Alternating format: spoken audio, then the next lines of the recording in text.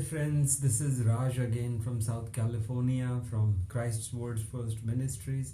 Today in my series of these videos where we will be discussing, or rather I'll be sharing what Jesus taught, what was his doctrine, and how the deceiver Paul, the fake apostle, 13th apostle, self-proclaimed apostle, destroyed all the teachings of Christ Jesus, the Messiah.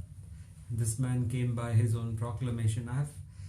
I have put a lot of material, researched diligently, exhaustively, and extensively over 4.5 years. When I poured the Bible, I have examined deeply how this man played Paul. But this is not the video for that. I'll be pasting links. Please, I will encourage you to, they are here on YouTube. Just see, and there's a lot of evidence how this man came, and without witnesses, without credible witnesses, how he infiltrated the camp of Christ, his church, and then became the flag bearer of Christian faith. If you go to any churches, it will be probably him who's being taught, not Jesus. Because Jesus did not teach grace, saved by grace alone, through faith alone, in Christ alone. All this was crafted by this man, Paul, who says in 2 Corinthians 12 verse 16, a crafty fellow that I am, I've taken you in the church of Christ by deception. He says that. Anyway, this is not the time. This is just to give you a recap how he deceived us into believing his doctrine. I call him the Antichrist. He was the face of Antichrist, who had come with the express purpose to change the entire teaching of Jesus and deceive us into believing that we are under something called grace. And here comes the crux of this video. You are not under law, for you are now under grace.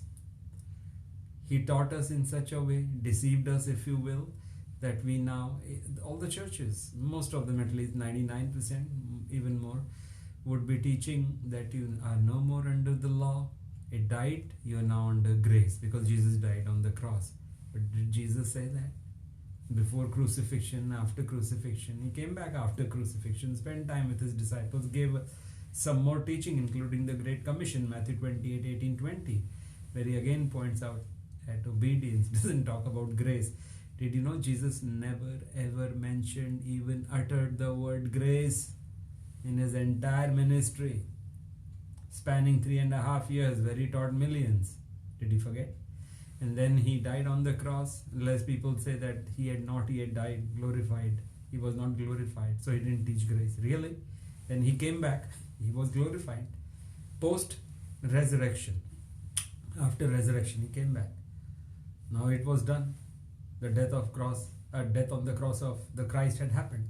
Now he was at a liberty to teach grace, but he didn't. So think about it. This man Paul taught we are not under law, but we are under grace, and he says the law is dead now. This is the most dangerous blasphemy of this man. Friends, I am a very strong Christian like you are. I live for the Lord. I breathe and eat, live and breathe Jesus Christ, and I point only at him. So don't get deceived, as I was for many, many years. I was deceived by this man. When Jesus opened my eyes and I scanned through the Bible, the New Testament especially. And here is the truth, friends. The law cannot die. It cannot go. Who says that? Jesus. What does Jesus say? No messenger is greater than the one who sent him. Neither is a servant greater than his master. Jesus's teachings must and have to exceed and supersede that of Paul. What does Jesus say? The law cannot go. Did he say that? Yes. Did he say where? In Matthew. So let's examine how Paul craftily crafted his doctrine, where he surgically chopped out the law, that it's dead, you're now under grace. It is not the case, friends. Let's see. In my book about Paul, this was one of the questions, but it merits a lot of attention, so I'm giving one full episode or video recording only to this. How is the law dead, Mr. Paul? Why didn't anyone ask how dare Paul teach a Christian that he's dead to the law when Christ says clearly it is not the case? And Father God himself says that his law is written on our hearts and minds. Father God put the law with his fingers. He wrote it down with a purpose. On what? Tablets of stones. Who did he give it to? Moses. Why? To deliver it to the Israelites. Here is my law. Moses did not give any law as such. He was a very, very humble servant of God. He was a messenger. The law written by the fingers of God. It's in Exodus, and I will mention Deuteronomy 9:10. 9 verse 10. It says very clearly it's written by his finger of God. Where? On 2 tablets. For whom? The Israelites. And see how God it was precursor to getting transferred on our minds, on our hearts. That is where the law is today. This minute, as you'll hear this or see this video. Where is it? Written in the minds. By whom? Father God. On our hearts. Where does it say? Jeremiah 31:33. Where does it say? Hebrews 10:16. Both Old Testament and New Testament. What does he say? This is in Jeremiah 31:33, referenced again by the author of Hebrews, writer of Hebrews in Hebrews 10:16. Pay attention, friends. This is very important. This is Father God speaking. Nobody exceeds his words. Even Jesus cannot. And he says that. He's greater than me, He cannot. He said, I have not come to do anything but the will of God. So he always did the will of God. We'll come to that point later. But this is what the Father God says. This is the covenant I will make with them. Us. After that time, says the Lord God. I will put my laws in their hearts. And I will write them on their minds. So do you see how Father God transferred it? He wrote it with his fingers, gave it to Moses on tablets of stone. Later on it got inscribed where? On your minds, my mind, on our hearts. So we are without excuse. There is no way but to accept it and honor the law and obey it. We are and will perennially be under the law. Now your question will be, how can we keep the entire law? That's why you believe Paul and I also, right? That's how he argued. Not realizing Jesus had given a way out. Look what he says, Jesus Christ, about law. Jesus says in Matthew 5:17-18. Let me read that out from you, friends. Jesus says very clearly, friends, in Matthew 5 verses 17 and 18. Henry, put that please. Do not think that I have come to abolish the law or the prophets. This is Jesus saying. I have not come to abolish the law or the prophets, because some people were murmuring, if the Messiah is here, the law, is it gone or what? They were hoping, like us. They are like us. If they found it too strong and heavy to keep everything the Father ordered, prescribed. But Jesus says, do not think I have come to abolish the law or the prophets. Neither the law Father God gave, neither what the prophets taught. Either of them. He was not there to abolish or finish them. But he wanted to fulfill the task, fulfill them, bring them to a completion, which he did. And how did he do that? We'll know in a flash. And then pay a lot of attention what he says in the preceding verse, the one which follows that, 5:17. For truly, I tell you, until the heaven and earth disappear, not the smallest letter, not the least stroke of a pen will by any means disappear from the law until everything is accomplished. What is Jesus Christ saying about Father God's law? That truly I tell you, let the whole universe go, crash and burn if it has to. But the law of God just cannot go. This is Jesus. He says, no, it's here and will always be. And he repeats that in Luke. Let me read that out for you. What Jesus says in Matthew 5:18, 17 and 18 really, he also says the same thing in Luke 16 verse 17. And the Messiah is saying that twice, or at least it's being recorded twice in two Gospels. We have to give it highest importance. He is the Son of God. He is the face of God. He and God are one, he says. That's John 10:30. We cannot put Paul or anybody else's words or teachings above that of Jesus. This is craziness, It's like I going to meet the President of United States, and outside I meet a guard and I shake hands and do a deal with him. What does it hold? What does it mean? The deal I have come to do, let's say I've come from a different country, is with the President of United States, bilateral agreements, treaties, whatever.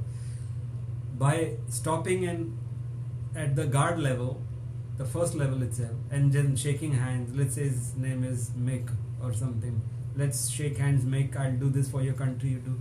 It means nothing. The president on one side, he's got the mandate, the authority, not the guard. Similarly, Jesus has the mandate, authority from God. And he says, I have come here to do the will of God. I was sent by him. I didn't come of my own will. Henry, please write this. I have not come of my own will, but to do the will of God. He was sent to do the will. Pay a price of sin of many, of whom? Who chose to believe and obey.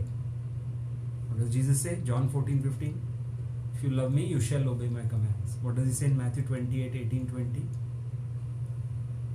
Make disciples of all nations, baptizing them in the name of Father, Son, and the Holy Spirit, and teaching them to observe all things, obey everything I have taught, and truly I shall be with you till the end of the ages. Jesus was like Father God, all about obedience. This man came and twisted everything and surgically removed obedience, surgically even killed the law. But this episode is dedicated to how he killed the law and how dangerous that is, friends. I'm trying to connect the dots for you, so just hang in there. Now you know that he said twice. What first was in Matthew 5:18. Now he says again, heaven and earth will pass away, but my words will never pass. He says, and then he says, I apologize, in Luke 16:17, it is easier for heaven and earth to pass away than for a single stroke of a pen to drop out of the law. What he's saying is that everything of law is here forever and ever and ever. It cannot go. Now I will tell you where he tells us how he fulfilled the law for us. What do we do to fulfill the entire law and the teachings of the prophets? This was the express ministry of Christ. The purpose of Jesus Christ was to teach us to how to fulfill the entire law. And then he laid down his life on the cross as a fulfillment to bring about the law's obedience to conclusion, or rather completion, when we do what? Not believe. This is what he taught. How do we fulfill the law? Matthew 22:37-40. Let's read, friends. This is what Jesus says in Matthew 22:37-40. Love the Lord your God with all your heart and with all your soul and with all your mind. He says, this is my greatest command. This is the first and the greatest commandment to you. Love God with all your heart, might, and soul. And the second one is like this: love your neighbor as yourself. And then he says, all the law and the teachings of the prophets hang on these two commandments. What is he saying? What is the Messiah saying? When you love God with all your heart, mind, and soul, and you love the fellow human being as yourself, we love ourselves, right? When we love others also as ourselves, we step out of our comfort zone and selfishness and love others as well. That is when we obey the entire law and the teachings of the prophets, which are here and for an eternity. Unlike Paul, who just cut it out ruthlessly, like axed it, Jesus did not. He taught us how to fulfill it, and it was through love. Here, cat out of the bag. Cat out of the bag. It was love. I use a Sanskrit word. If you see my videos, it's called karuna, and it is repeatedly used, that word karuna, in Hindi translation of Bible. As you know, Bible is in hundreds of languages. One of them is in Hindi, and the word which finds repetition again and again is karuna. What does karuna mean? It's a very special word. It has got 3 ingredients, and that's what Jesus was teaching: love, compassion, empathy. These 3, when they come together, one word is formed: karuna. So I remind myself, I hope you will keep that to your heart as well. Jesus had come to teach us karuna, love. If you can't remember, then loving compassion, loving kindness, if you will. And that was the metric he used on the last day when he came as the judge in future times. And that day is waiting to happen. Nobody can stop that from happening. And where is it? In the goats and sheep parable. When Jesus came down as the judge with his angels, and he's sitting on high and mighty now. No gentle Jesus this time. That part is over. All those who practice loving compassion were called the sheep, and they were lifted up by Jesus. Come here, friends. My heaven is for you. For you've learned to love. You've learned to be compassionate. That was the teaching. That was the requirement for the law. What he taught found its fulfillment on the last day.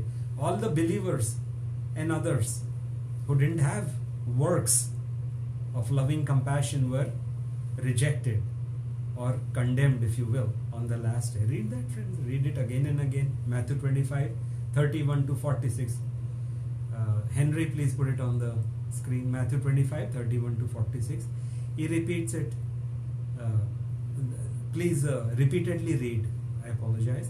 Please repeatedly read this, because he did exactly what he taught.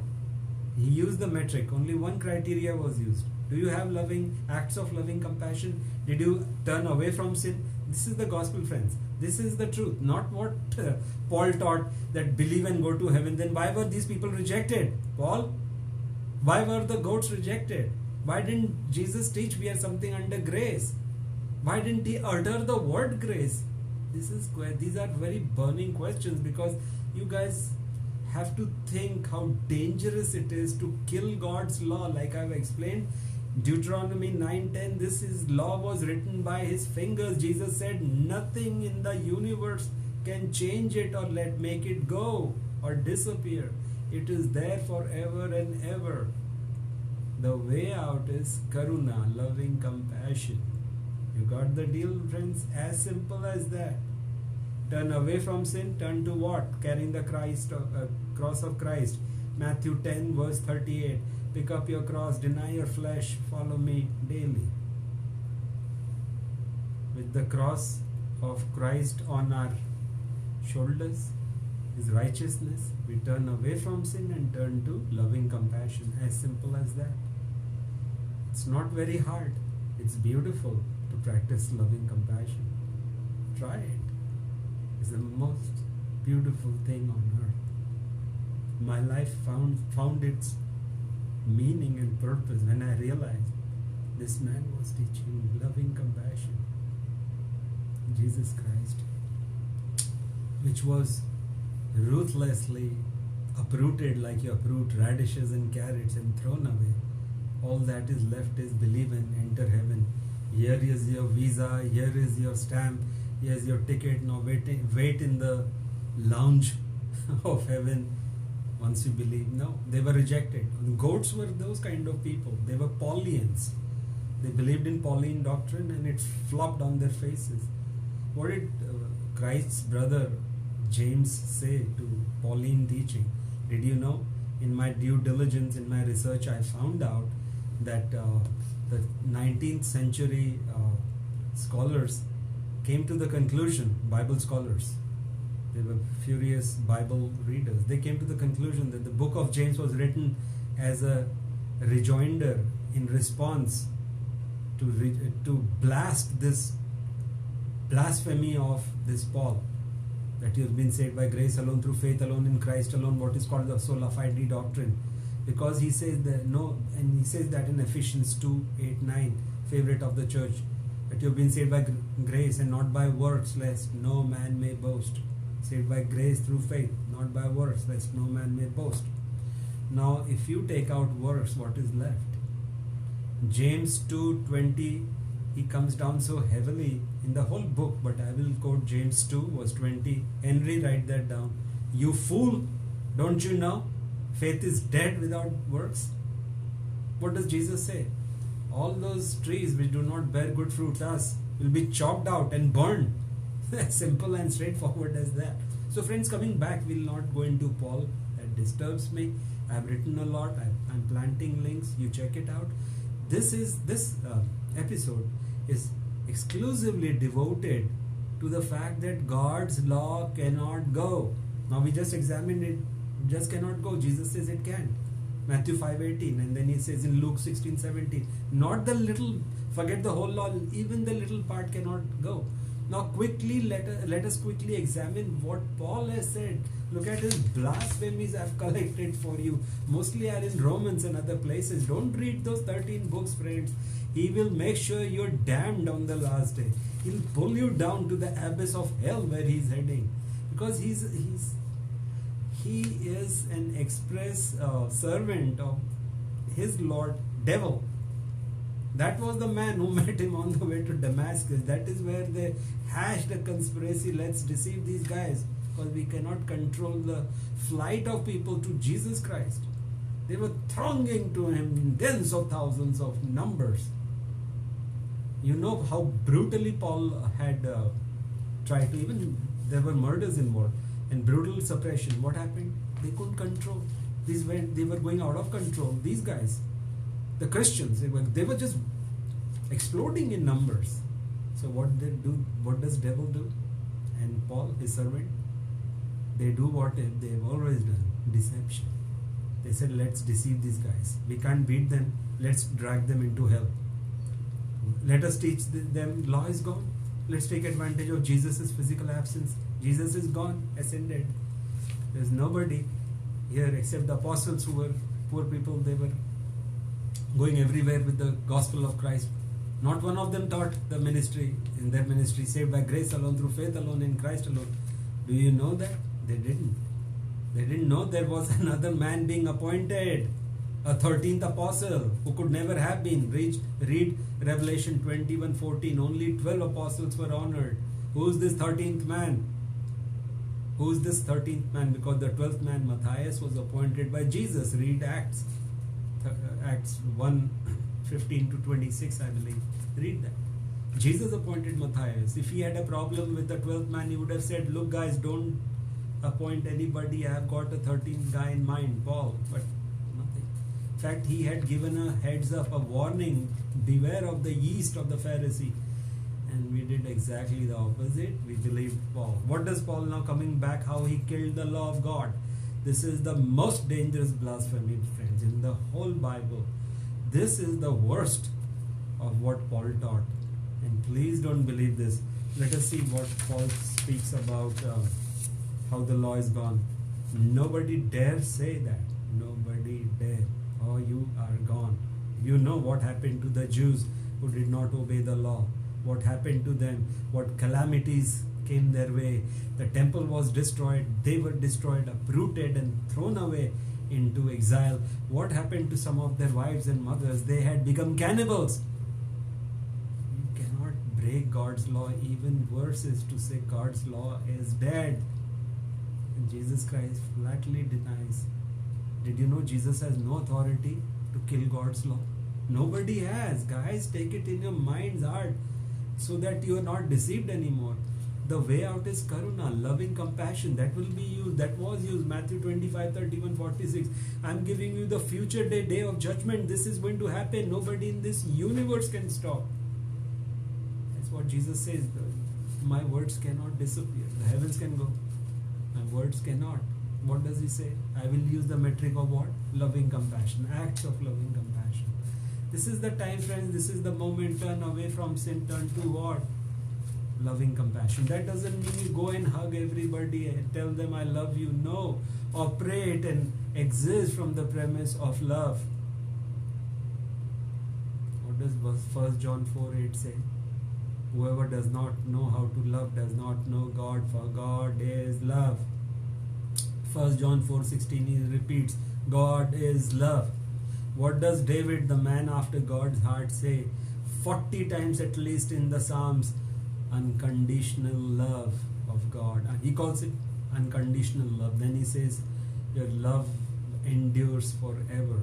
It is perennial, friends. He is love. What were we made in His image?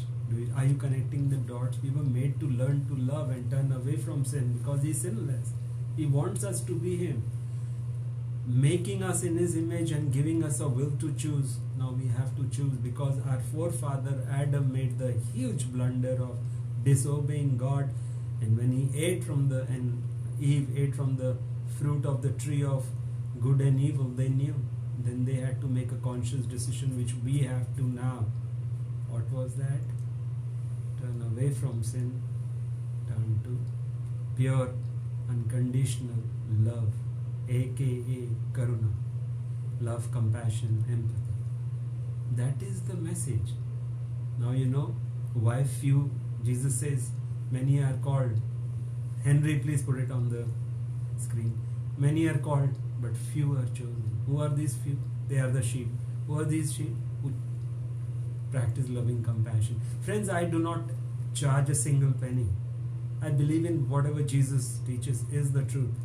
He says, give freely, for you were given freely. All this is coming from Him. I'm nothing. I'm less than an average Joe. I'm one of you, friends, and you may be better than me. What I'm saying is, I do not accept anything. I share freely. And because I have no yoke of money pushing me down or burdening me, I speak the truth freely. This is the truth. This is the deal. Turn away from sin, turn to loving compassion. Alright? That was the salvation doctrine of Christ Jesus. Turn away from sin, turn to loving compassion. When you love God and others as yourself, you keep the entire law and teachings of the prophets. Lest you think He has said only once, it is not the case. Let me remind quickly Matthew 7:12 before I read Paul's blasphemies. What is also known as the golden rule. Matthew 7:12, do unto others as you would want them to do to you. When you do this, you keep the entire law and the teachings of the prophets. See, again He said the same thing in different words. The Messiah, what does He say? Do to others. What do we want others to do to us, friends? Love and respect. So He says, you also love and respect others. Because, why did He say that? And why does He say that you obey the entire law and the prophets? He told us, do to others as you would want them to do to us. In other words, He was teaching us to love. Again the same thing. And when we love, we turn to love, loving compassion, if you will. Karuna is the best word. Love, compassion, empathy. When we understand the pain of others, as the Good Samaritan did. What did he do? The Good Samaritan, I'm sure you read the Bible, you know the story. Got out of his donkey, helped the man dying, nobody helped, picked him up when he could have been ambushed and killed there and then. The Good Samaritan was whom? He was a Pharisee, I beg your pardon. He was a part pagan and part Jew, and he was an idol worshipper. He had no relationship with Jesus, but he had love and compassion in his heart. He picked him up and took him to the inn, which was the hospital of those days, paid the money to the innkeeper, take care of the stranger. Otherwise, this man will die. Who will help him? He had love, he had compassion in his heart. Jesus wanted that. Here is the man. What is Jesus's gold? For as we humans love gold and money, what is Jesus's dollar and gold and diamonds? Love. That is what He searches for. When He sees you, once we are done with this fake world, this world which is sin infected, ready to be destroyed, and when we stand in judgment, He will be searching for Karuna. Remember my words, friends. It will always be there, because they are not my words. I have just plucked them out of the world and placed it on a platter, if you will, in front of you. It's up to you, friends. What do you choose? Let us see how Paul systematically destroyed the law of God, the worst thing he ever did. And we, the church, took it hook, line and sinker, because we didn't want to obey. In spite of what Jesus warned us in Matthew 5, 17, 18, and in Luke 16 and 17. We didn't listen to the Lord. We listened to Paul, the 13th apostle. Think of who Jesus was talking about in Revelation 2 verse 2 when he congratulates the church of Ephesians, which is not there. It is gone since 2000 years almost. He congratulates them for what? For exposing false apostles. Who was the false apostle Jesus was talking about? There was only one, the 13th one, Paul. Anyway, this is what Paul says, friends, and he's the only one who says in the whole Bible that the law is dead. This blasphemy, only this man. He is a condemned man, friend. He has nothing to lose. In his heart he knew. He hated Jesus. These Pharisees did. And his Lord, the dark Lord devil also hates. They know in their hearts, they're gone, finished. Let's drag as many as we can to the place of torment called hell. And that's why he taught us this disgrace of grace. Doctrine of grace is disgrace. Now you'll come to know quickly. Now you know that grace was never mentioned by Jesus, never taught once, never even mentioned. How can it be there? Did he forget? God of the universe forgot? Then what kind of God do we serve, friends? That he forgot to tell. Millions he taught. He fed them, thousands sometimes. He was on top of hills teaching. Can imagine hundreds of thousands of people in one go. Did he forget grace? Did he forget, oh friends, I forgot to tell you that it is all about grace? Never. Now, if it is argued that he had not died till that time on the cross, crucifixion, glorification had not happened, then what happened when he returned? Why didn't he mention? Why doesn't he say in future times in Revelation about grace? Grace is conspicuous by its absence. Law is there, will always be, whether we like it or not. Okay, I'll quickly go through it and fold this up. Where all Paul says that the law is dead, law is gone, or it is dead. He says in Romans 7 verse 4, you, us, have died to the law. Therefore, my brothers, you also died to the law through the body of Christ. Mixing everything. Through the body of Christ, you also died to the law. His mind, he had this point to score. Like an evil advocate, so to speak, of the devil, he was mixing the good. You have also died to the law through the body of Christ, that you might belong to another, to him who has raised from the dead, in order that we might bear fruit to God. In the whole sentence, he was successful in telling you that you are dead to the law. This is Romans 7:4. From all this was crafted the deadly deception and blasphemy which churches write. You are not under law, you are under grace. Mosaic law is gone. Knowing in their hearts, Mosaic did not give any law. Nothing. Then he says, Romans 7:6. You have been released from the law. Right now we said not a tittle, not a jot. Jesus says, Matthew 5:17-18, Luke 16:70. It just cannot go. Not a tittle, not a jot, nothing, not even the least bit of stroke. What does Paul say now? Juxtapose, friends. Keep one next to the other. Jesus speaking to you and Paul. Direct conflict, direct contradiction. One of them is a liar. I'll bet that the true man was Christ. You can bet on Paul if you like, but don't. You have been released from the law, Romans 7:6. But now, having died to what bound us? Law never bound us. It taught us to obey. He's the same man who says where sin increased, grace increased. Look at the lies this man keeps saying. You have been released from the law, Romans 7:6. Okay, Romans 7 verse 6. Henry, put it here as I speak out these. But now, having died to what bound us, we have been released from the law, so that we serve in the new way of the Spirit, blah blah blah, and not in the old way of the written code. Again, he scored his main point, that you have been released from what bound you. The law was your enemy. The law was binding you. No, it's our friend, it's our teacher.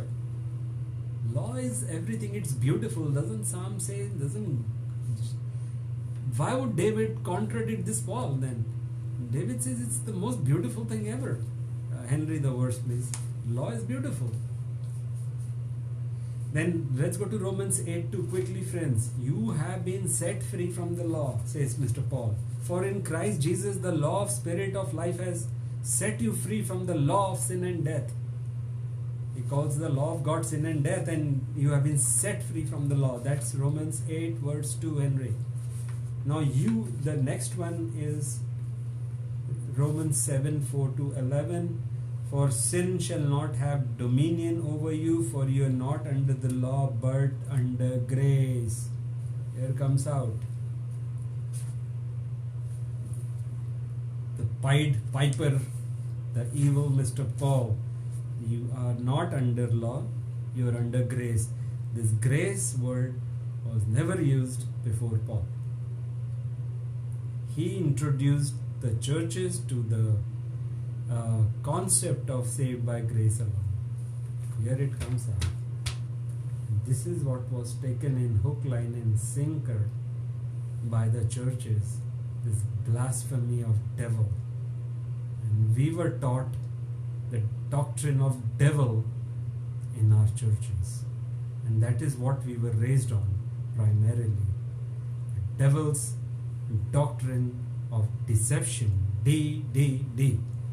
What is that? Sola Fide doctrine. For you have been saved by grace alone, through faith alone, in Christ alone. Law is dead, gone, finished. Right? Now you got it. You got the verses, friends. It's up to you. What do you want to do now? So that's Romans 7 4 11, where he killed God's law once again. And then he says in Romans 6:15, we are not under law. What then shall we sin? Because we are not under the law, but under grace, God forbid. Now he's hammering the point. We are not under law, so should we sin? It's like he's talking in past participle. It's gone, finished. Now that this law is dead, shall we sin? My dear Paul, if the law is dead, whether you say or not, we will still sin now. Because the law is gone. Who's there to convict us? Who's there to teach us? What are you talking, dude? Tell this to the birds. They might believe, and some Christians. I will not. Question is, why was Paul teaching this when Jesus had made it amply clear in Matthew 5:17? Do not think I have come to abolish the law. I have come to fulfill it. The law is here and will always be, friends. Why was he teaching? Think about it. Let's go to the next one. Again, I repeat, friends, Jesus' doctrine was love. That is what he had come to teach. Turn away from sin, turn to love. Now, not only just love your neighbor, but he was raising the bar. Look how high he raised it to. He said, I give you a new commandment, and that's John 13:34. Love each other as I have loved you. That's the third he gave. These are big commandments of God. The greatest one was love God, love the fellow human being. When you do this, you keep the entire law, teachings of the prophet, do to others as you would want them to do to you. Again, the same thing, love others also. Exist and function from the premise of love was the bottom line. But look at what he says in Matthew 5:43 and 45. Matthew 5:43, 45, where look how high he's lifting the bar of love, friends. Pay attention, please. You have heard it was said, this is Jesus saying, love your enemy and love your neighbor and hate your enemy. But I tell you, love your enemies and pray for those who persecute you, that you may be children of your Father in heaven. For if you love only those who love you, what reward have you? Matthew 5:43 and 45. That's Sermon on the Mount, which has almost all of his sterling teachings. Go to that section, friends, Matthew 5 to Matthew 7, 5th, 6th and 7th chapters. Read that day and night. What does the Old Testament say? Meditate on my law day and night. Meditate on the word of God day and night. The time will come, whether we like it or not, that we will have to. There is a time coming.